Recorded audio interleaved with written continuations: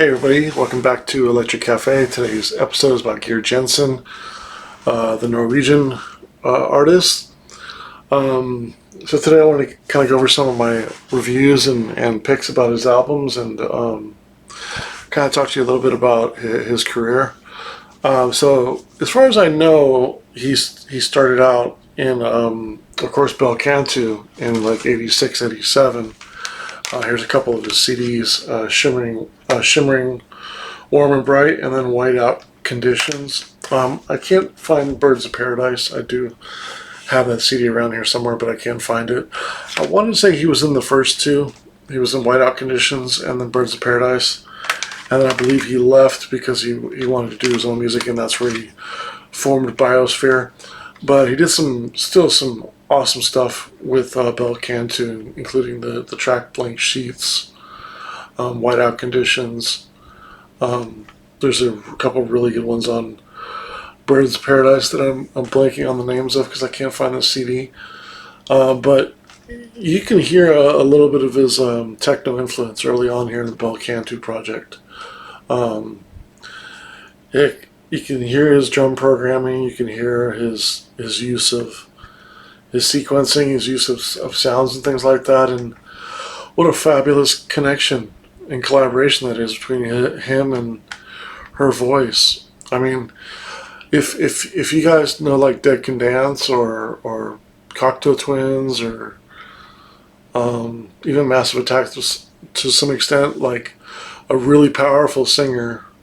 I'm talking about the tracks with Elizabeth Fraser on Massive Attack, but that sort of ethereal Mortal Coil kind of sound, like it's quintessential 4AD sound. It's like, some really unique voice on top of some kind of grainy electronics and shoegaze and stuff like that. And Bel Canto is overlooked for some reason in the pantheons of, and maybe because there's not fully electronic and not fully shoegaze, but man, they're right in there. And as far as like voices, I don't know the girl's name offhand, but what an amazing voice. Check out some Bel Canto if you don't know. If I can recommend some songs for you, check out the last track on this on Shimmering Warm White.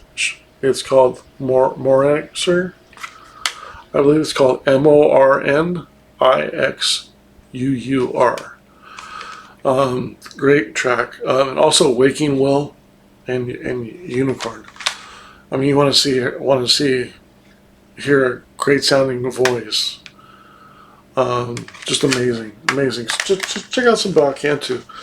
I got hip to them a little bit later, probably around 95, after I kind of got into Biosphere and started looking around at some of his earlier projects and to see what he's done, right, to kind of get an origin of what he came from. And I found Bel Canto. Right around that time, I did already know of his work with Pete Namlook. Of course, I was a huge follower of Pete Namlook, even by 95, and I didn't know till years later that Fires at Orc was actually was Geir Jensen, and Geir Jensen was in Biosphere. I'm not sure why I didn't put that together until a little bit later on in the 90s, but yeah, this is that's kind of what happens pre-internet sometimes. Maybe for some reason I didn't look at the who was behind Fires of Orc or who was behind Bel Canto, but I didn't put two and two together. I also have a couple of EPs from Bleep, and Bleep was a techno project that he did solo around the time of Bleep of Bel Canto. So in that 87 to like 91, he had a few EPs, and I think one of the ones that I used to play a lot, it's in my record bin somewhere, is Launchpad, that EP. So if you don't know, if you like Geir Jensen, aka Biosphere, and Bel Canto or something like that, check out his work under Bleep. It's a little more techno, and it's Bleep because it has that kind of Bleep techno UK sound that they were doing a lot in like that kind of Sheffield Bleep sound in like 89 to 92. So yeah, that's kind of that warp sound too, right? Forge Masters and Nightmares on Wax and um, Tricky Disco. A lot of those LFO, a lot of those Bleep tracks on Warp were kind of like that. But yeah, Fire's Orc. This is the reissue. This one actually has part 1 and 2. But an amazing uh, ambient collaboration. This was one of the. I have to say, it's probably one of the best collaborations in Pete Mamlook to try to narrow down. I mean, I'll just throw it in his top 5 collaborations, but it's so hard to even do that because the collaborations are, if you know Pete Mamlook, his collaborations were just probably more important than his solo work, and that's saying a lot considering how much good his solo work is. But he just did so many other projects and so much work within a short amount of time. It's strange. I mentioned this in the Drexia, but I forgot to mention because Pete Nam looks like that. But it's strange that you look at some people and they pass away sadly, and then a lot of their unreleased work comes out because they didn't necessarily like it as much, or they were being too picky, or you have the other side of, okay, well, yeah, that sucks. We didn't get to hear your music. Okay, I appreciate you trying to give us your best and stuff like that. But at the same time, you have somebody like Pete Namlick who released a CD basically almost every week for 10 years, and then he passes away 52 years old.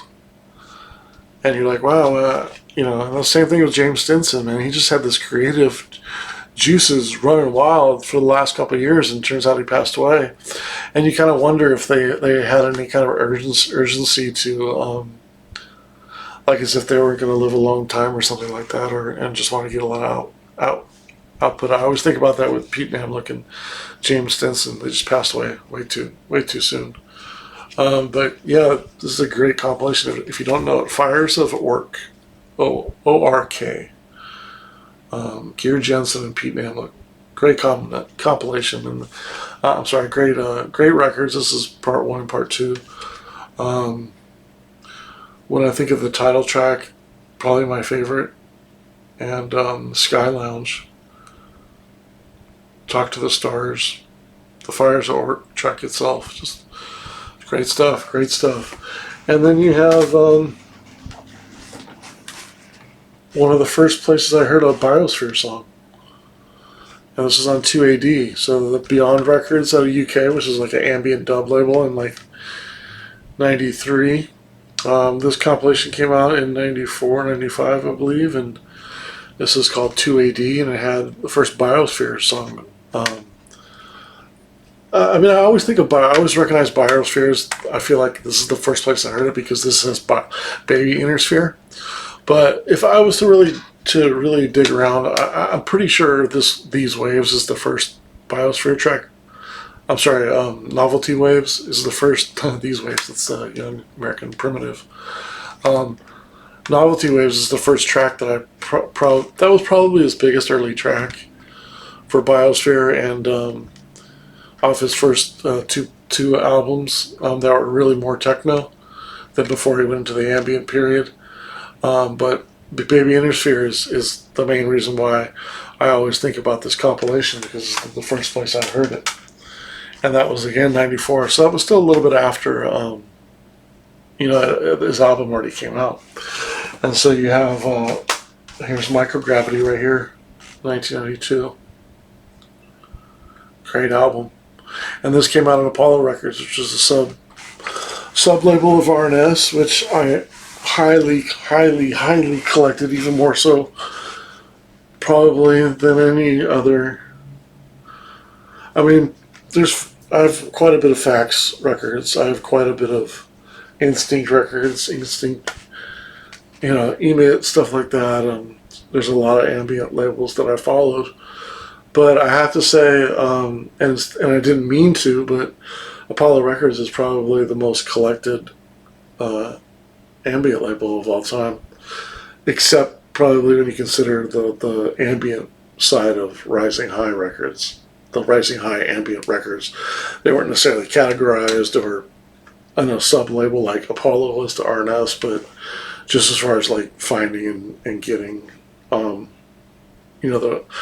it's hard to not put Apollo next to Fax and next to Rising High and next to Instinct, and even again Beyond Records and Waveform as probably my top 5 most important ambient labels of the early '90s. So I mean, I'll have to do an episode on Apollo, but Apollo Records is so important for me. But yeah, Microgravity title track on here, and then there's Baby Satellite and Baby Innisphere, both on the same, both on here. Cloudwalker is another really good one. Tranquilizer, not a bad track on here. This one's a little bit more techno, and then you have his probably his most important or most beloved album under Biosphere for this early period of the techno period, because Microgravity's right there too, is Pataching. This is the 2007 reissue. Again, it came out in '94, so this is the 2007 reissue. Just an amazing album. Star Toucher, Novelty Waves on here, Pataching, which is amazing, The Shield, which is great, SETI Project, In Trance,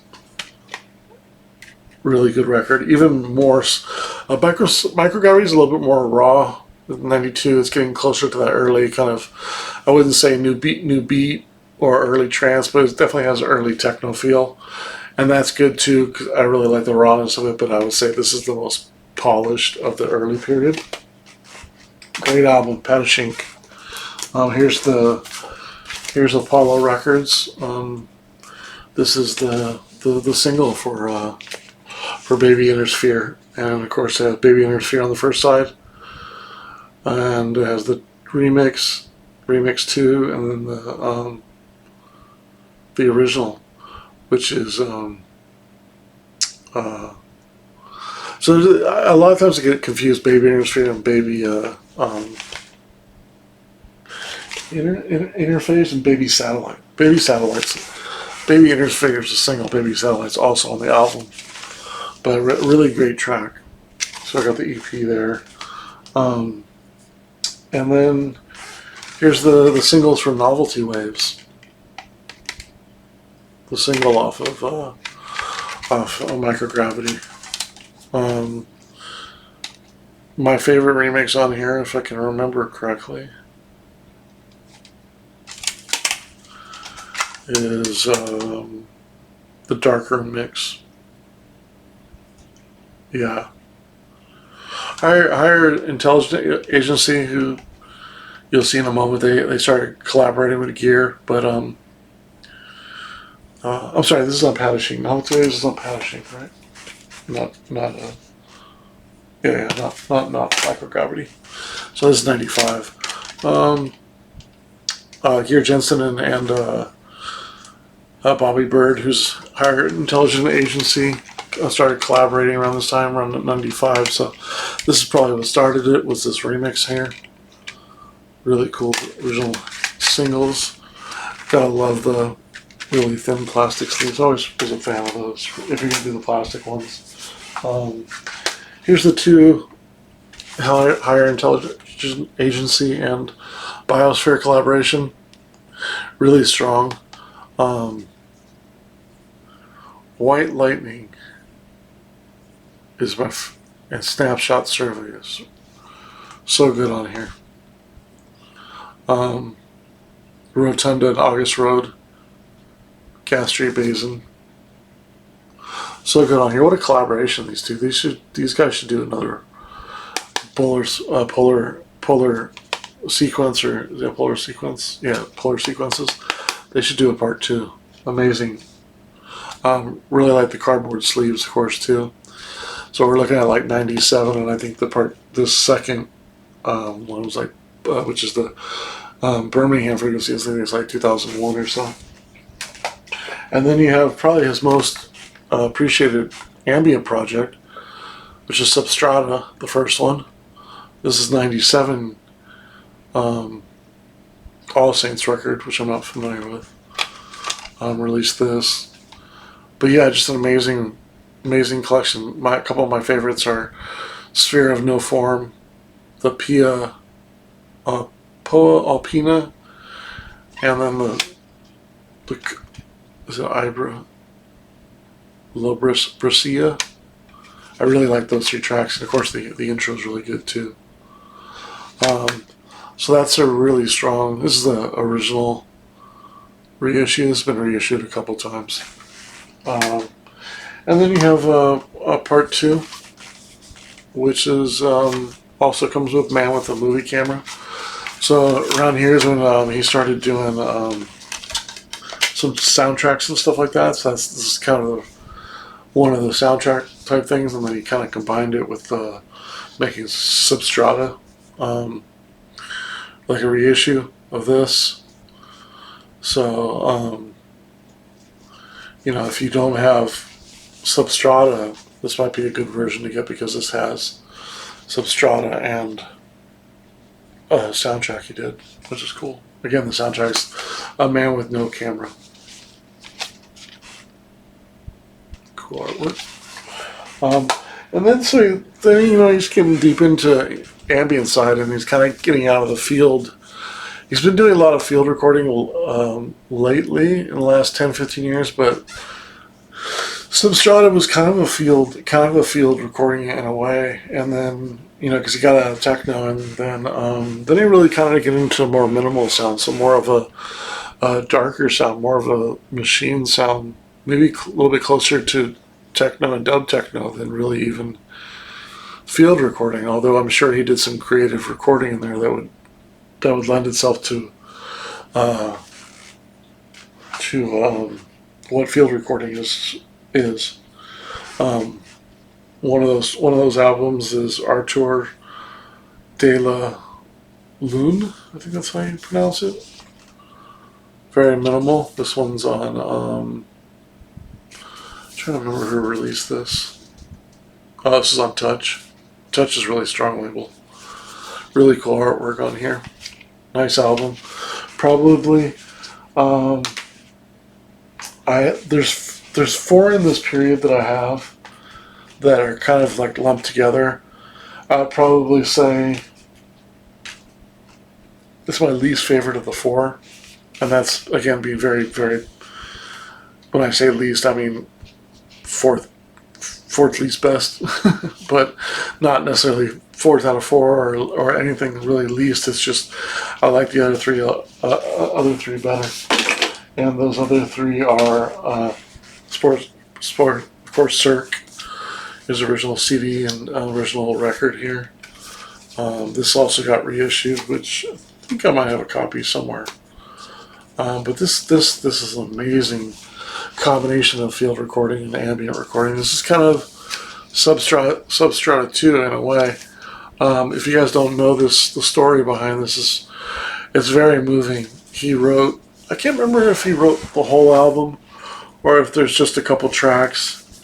And this is around 2000, right? So it's 3 years after Substrata, and he's kind of getting into a little bit darker music. The kid who, so the story is the guy he was like 21 years old, and he lived in the South, and he wanted to just live off the land and experience life, and unfortunately, maybe he didn't know how the best to do that, and it's kind of an inspirational story, though. I wish I knew the person's name. I'll have to, one of these days, if you're curious about who it is, just put a link in the post, and I'll put a comment below, and then I'll post it, and then everybody knows it, but it'll just remind me to do it after I get distracted and probably don't get around to it. So just ask me if you're interested. But there's the story of the gentleman I'm talking about that Biosphere wrote this back. So he was living in, I think it was Georgia at the time, somewhere down south, and he thought that school wasn't for him, and wanted to live off the land, and he basically gave away all his money he had at the time, working at different jobs. I think he was like 23 or 24. And I guess it was probably about $20 or $30, $40,000 he just gave away to, I don't know if it was charity or something, but he just ended up hitchhiking to Canada, and I think, or or was it Alaska? One of the two. And he sort of set up shop and thought he was going to live off the land and stuff like that. And he did a.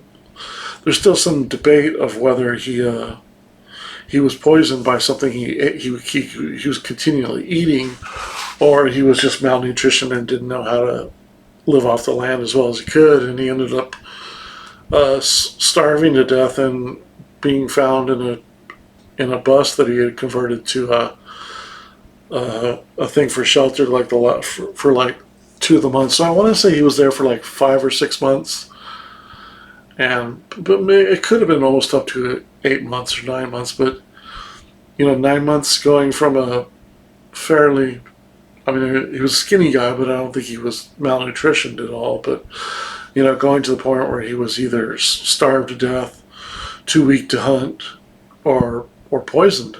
And some of the people debate, and they think it's this particular berry that was outside of by the bus, and some people think he just didn't know how to live off the land, which was there were signs of that too. There's signs of it makes sense either way, but either way, it kind of makes you think about that, and in a way, it's really a kind of somber story. And the really sad thing is, of course, he kept a diary of his time and each day, and I think like the last maybe like 13 days or 10 days, he just wrote a date and didn't write anything in the date. But around like 10 to 15 days, earlier, before there was no log in there for a date, it was like, please help. I'm really hungry, or it didn't really say who was poisoned. And that's the other thing is you don't know,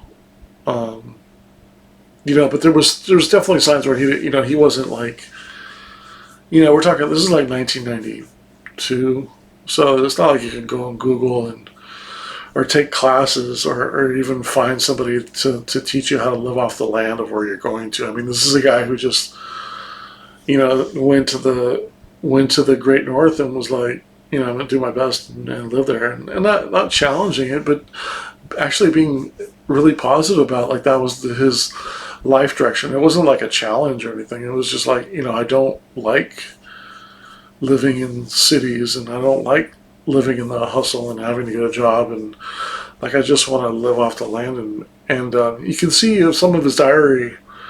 He writes about, I caught 6 squirrels today, and him just being happy about hunting and things like that. And who knows what he did with his free time up there. He must have been really alone. I'm sure he met some people, out and about. But, we're talking about 1992 here. This is pre-internet. This is pre-GPS for the most part. They didn't find his body till a month later. He probably would have got help if he could.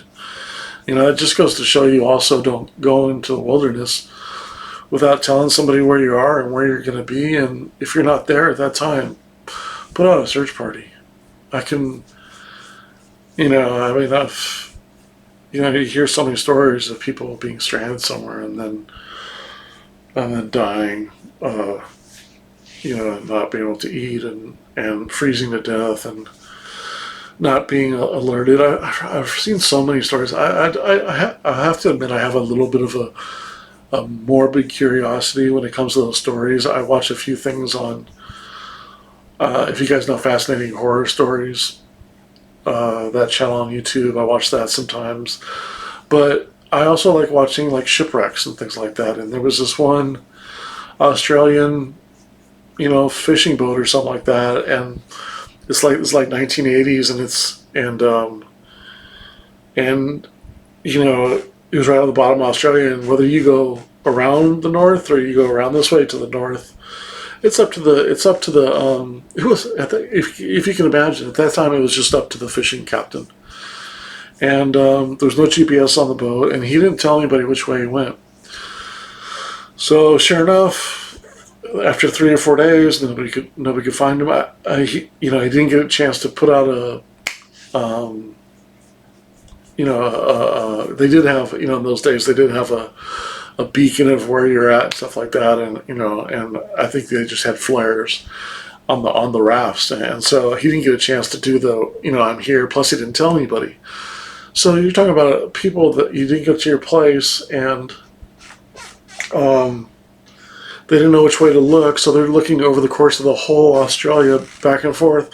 They end up giving up on him after like 3 weeks, and their raft ended up drifting the opposite way to like halfway of where they were planning on going, and tried to scale some crazy mountain that they couldn't do. So you can imagine they finally this is like after like 14 days on sea. I think it was like 7 of them. Like 2 of them had passed, and like one had a liver issue, and they had to let him go because he was just not doing well, and he just died. And a couple of them died from like starvation and hypothermia, or maybe it was just dehydration. Ended up like 4 or 5 of them made it to this like rocky bank, and they're thinking, oh, finally get to land. Because they just couldn't make it. They couldn't make it to the ground, the water, and they were drifting off. And then they get to some steep hill that they can't even climb. So the one guy I think 2 of the guys are just like, I'm going to do whatever I can. They don't have the right material. They don't have the right shoes. I mean, they were literally, the boat had capsized, and they were in their pajamas.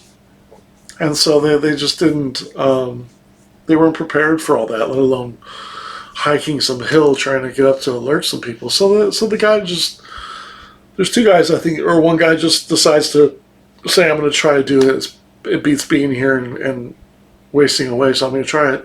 And he ended up getting to somewhere, and the guy ends up taking him somewhere, and they end up coming back and getting like 3 of the other 4. There was like 1 guy who died. So you're talking about like 2 people died,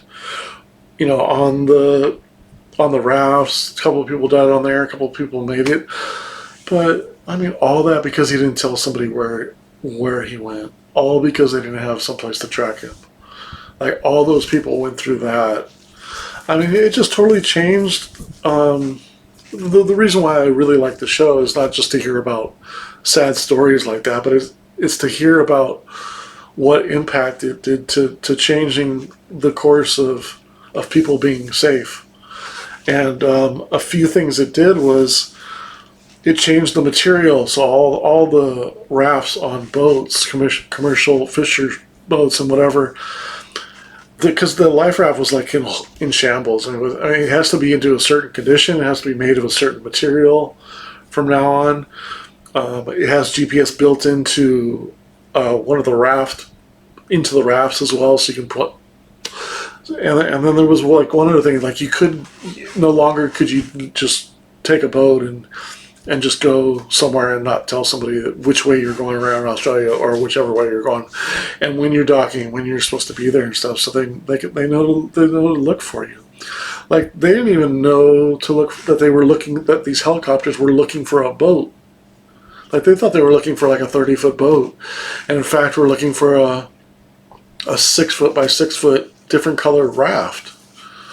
So they didn't even if they would have saw them, they probably wouldn't even known that was them until they talked to them. So it's about all these things because things weren't right, and it's interesting kind of seeing, and you think like, wow, is this like in the 1600s, 1700s, people not taking boats and not telling people where they're going? Like, what the hell is this in 1987? But that's another. But just this sad stories of human survival when it didn't have to be. And this particular incident is kind of, it's heartbreaking. It's sad. It pulls on your heartstrings. But it also kind of makes you think. And I mean, this guy in a way sacrificed his life to live in the old days and to live away from society and the old ways of life. And you got to remember, this is like 1992, so I don't know the difference of population in the area that he's in, but this is much more remote, even more remote. It's still a remote area, but it's even more so remote 30 years ago. And the story has been told so many times, and people have written things about it, and he's almost become like a cult hero in a certain way. And that there was a lot of people that actually went out to the bus and would visit it, so much so that they ended up just a few years ago, maybe like 8 years ago or something like that, that they pulled the bus in and towed it away so people would stop going there. Because what would happen is they would be searching for this bus, and then they ended up getting lost and had to get pulling, like, why are you guys out here? Well, I'm going to see the bus. Okay, that guy. Okay. So so many people were getting lost trying to find this bus that they ended up taking the bus away, but people still go there. And so it's just a fascinating story. And so, long story longer, when you listen to this album, you hear a little bit of that in it. And there's I think some of the songs in here are named after it. Moistened and Dried, I think, Nook and Cranny, Algae and Fungi, When to Leave. I can't remember. It's I think it's on Wikipedia's page, but I'm surprised it doesn't say it in here. But not only are and it kind of has even though this is Norway's version of probably getting lost, and because you do see this land here, but you're getting trapped here in a way. But although it's a very beautiful cover, in a way it's kind of like maybe saying this is kind of isolated but dangerous also. And but the last track, Too Fragile to Walk On, that's I mean, a lot of these songs are, from what I remember, the whole album, if not a few of the songs are based on the whole story. The number 8 track, Granda Flora, is, I'll have to look that up. That Granda Flora, I think, might has something to do with either the poison that he may have ate or the area that he was in or something. But Le Grand Dome, that's miniature rock dwellers. I want to say those are all different points of around where he was at. So just a real inspirational story, but a sad story at the same. Just a really unique story. And I'm sure at some point they'll probably make a movie of that. But if you're interested, I probably told you enough, gave you enough to look at. You could probably just Google. I think his name, I don't know if his name was Michael or Christopher, but I don't know why it's freaking. But just Google hiker or person stranded in Canada or Alaska or something like that and died. I'm sure if you put in bus in that Google thing, the whole story will come up. But just a really sad story. But yeah, sure, an amazing album nonetheless. And I think it's better than Strada because it has more meaning for it. And unfortunately, it's a sad meaning in a way. But yeah, just a tremendous story. Shenzhou. This is probably the second most minimal one. You also have Drop Song. So this period, again, 2000 to 2004 is, and this is on Touch, and I think this is on Touch as well. Yeah, Touch. So just very minimal. Here's the record for Drop Song. Much more minimal. Shinzu's got some really powerful bass lines, as does Drop Song. Yeah, just amazing material in this period. Unfortunately, he kind of got out of that period, and I haven't really found much of his music since. I did buy this in 2021, just a couple years ago. It's hard to read. The Siragia recordings, or I can't see. I listened to it once, but I didn't get through it all the way. I need to give it some more attention.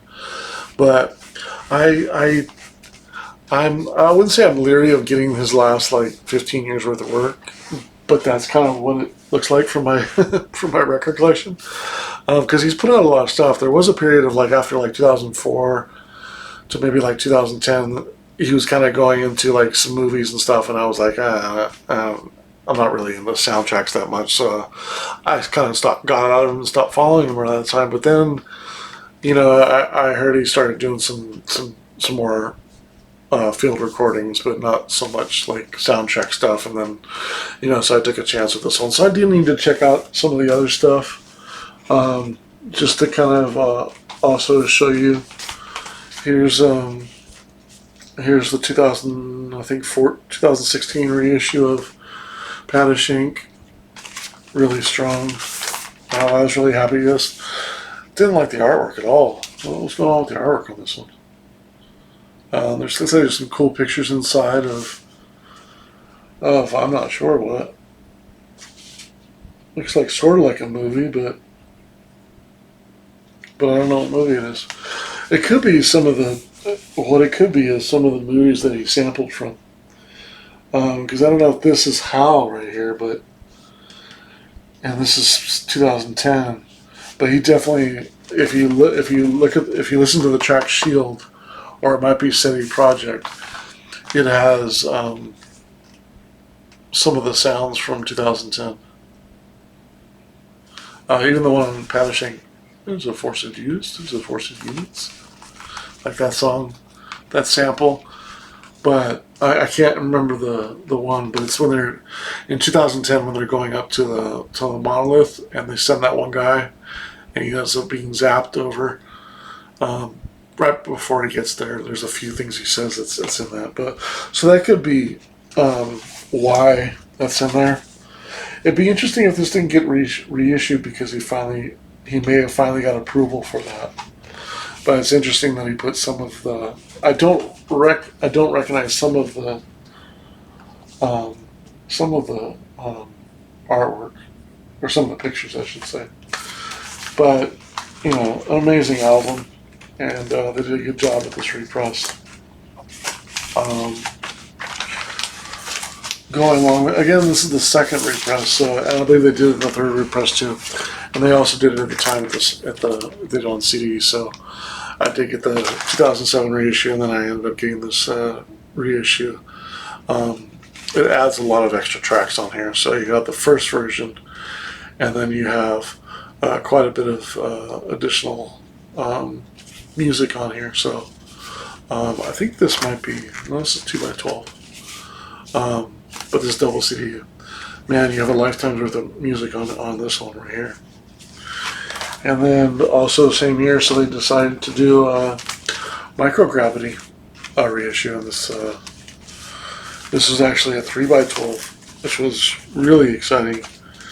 The original Microgravity, like the CD I have, wasn't necessarily recorded all that well. Better artwork here, a little bit different of the original Microgravity sign. Man, it was recorded between 1990 and 1991. Very cool. So this is a 3x12. Basically, it's just different colors, which it's all good. It looks really cool. I want to say one of these might be signed by him, but I never checked to see if the vinyl was signed by him. I remember being one of the first ones to buy one, but I didn't buy there was another set that also came out with like only 30 editions that came with like a USB.